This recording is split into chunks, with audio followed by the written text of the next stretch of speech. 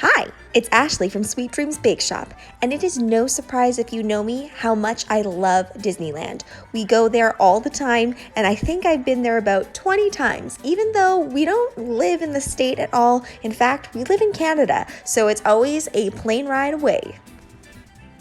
We spend a lot of the time at the parks feasting away, and then I come back and I am super inspired to make cakes for my niece, macarons for gender reveal parties, cookies for pretty much everybody.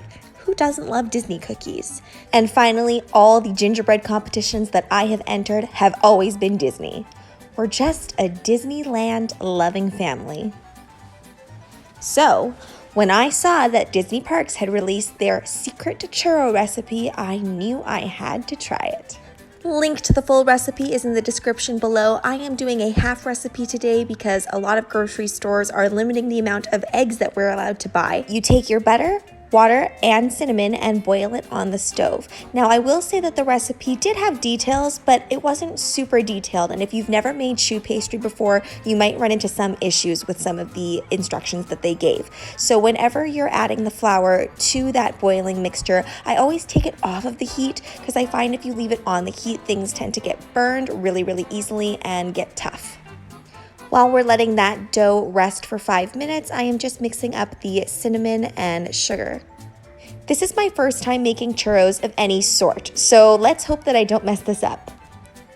After letting the dough rest, it says to add in your eggs and mix. And it just says mixed until combined, but I'm going to mix it up just a little bit longer because if you mix till just combined, then it kind of has this chunky texture, which is not something that you want.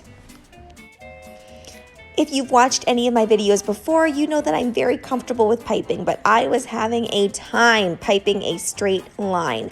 What I'm assuming that they do in the parks is that they have something piping them in a straight line and then maybe setting them in the fridge or a freezer and then dumping them into the deep fryer. Because honestly, I could not figure out how to get a nice thin straight line.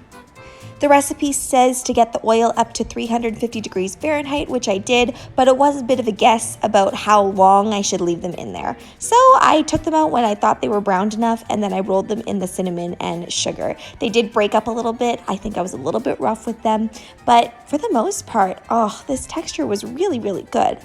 Was it matching Disneyland? Not really. I find the ones in Disneyland are maybe a little bit thicker in the center. Mine were quite airy and light, which isn't a bad thing, but I didn't quite nail the magic of the Disneyland churro. I guess I'll just have to make another trip there. You guys know how extra I am, so did you really think that we were going to make it through this video without me doing something Mickey-shaped?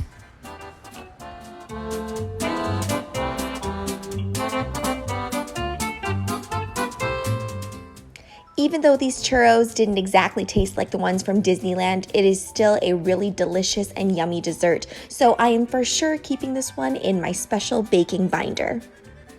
Thanks so much for watching, guys. Don't forget to like, share, and subscribe so you can be part of this sweetie fam. Hit that notification bell so you know when I upload because sometimes I have a double upload day, but on the regular, I upload at 6 o'clock p.m. Pacific Standard Time. Bye!